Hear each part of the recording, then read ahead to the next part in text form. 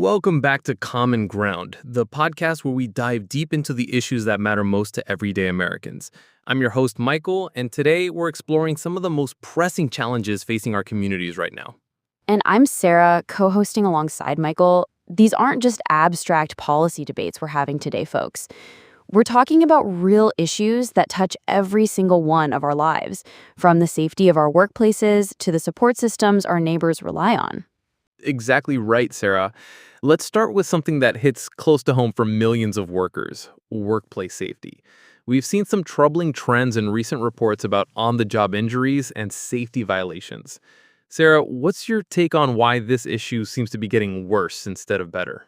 Michael, I think it comes down to enforcement and accountability.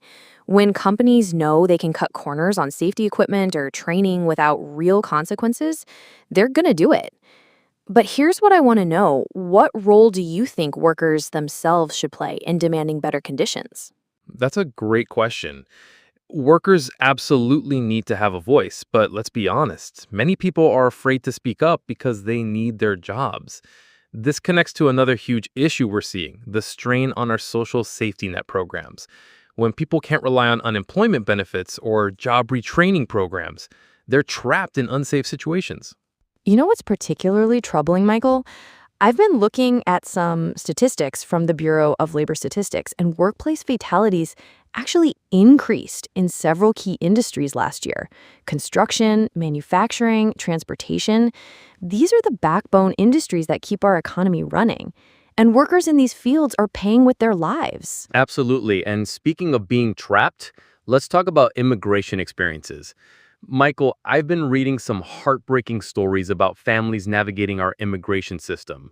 What strikes you most about how we're handling this as a nation? What strikes me is how we've lost sight of the human element. These are families, Sarah. People who are often fleeing dangerous situations or simply trying to build better lives. The system has become so bureaucratic and punitive that we're failing both immigrants and the communities they want to join. How do we balance compassion with practical concerns about resources? And Michael, let's talk about the economic reality here for a moment.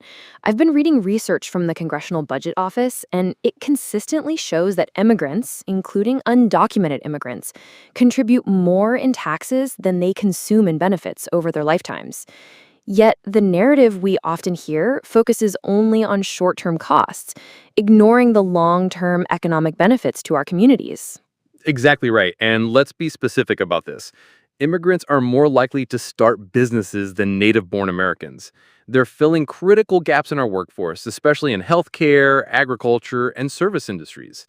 During the pandemic, we saw just how essential these workers are. But Michael, I want to circle back to something you mentioned, people's legitimate concerns about community resources. How do we address those without demonizing immigrants? It starts with honest conversations about capacity and planning, Sarah. When a community sees rapid population growth, whether from immigration, people moving for jobs, or just natural growth, we need to plan for that. That means investing in schools, hospitals, housing, and infrastructure before we hit crisis points. The problem isn't the people coming. It's our failure to plan and invest in our community's capacity to grow and thrive. That's the million-dollar question, isn't it? I think it starts with recognizing that immigrants contribute to our communities. They start businesses, pay taxes, fill essential jobs. But Michael, what about the concerns people have about strains on local services like schools and hospitals? Those concerns are valid, and they actually circle back to our earlier points about social programs and infrastructure investment. If we properly fund our schools, healthcare systems, and social services, we can accommodate growth, whether it comes from immigration or just natural population increases. The problem isn't the people, it's the underinvestment in our communities. And that brings us to a fundamental question about priorities, Michael. We've seen communities across the country struggle to maintain basic services, libraries closing, schools operating on 4-day weeks, roads and bridges crumbling. Meanwhile, we always seem to find money for certain projects. What does this say about our values as a society? You know what really strikes me, Michael? When we invest in our communities properly, good schools, reliable healthcare, safe infrastructure, Everyone benefits, not just the people who need those services most, but businesses that want educated workers, families that want safe neighborhoods, and seniors who want to age in place. These investments pay dividends for generations. Absolutely right, Sarah. And here's the thing. We know how to do this. We have examples of communities that have made these investments and seen remarkable transformations.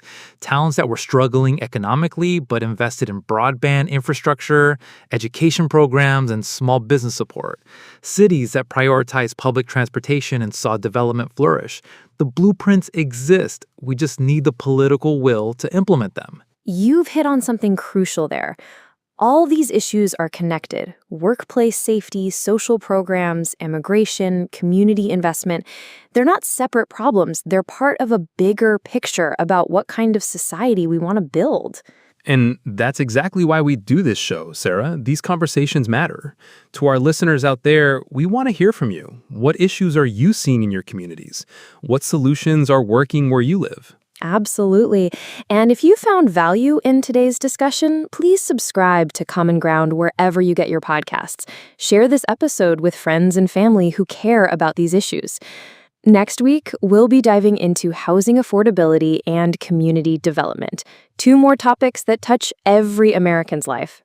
Until then, keep having these important conversations in your own communities. I'm Michael. And I'm Sarah. Thanks for joining us on Common Ground.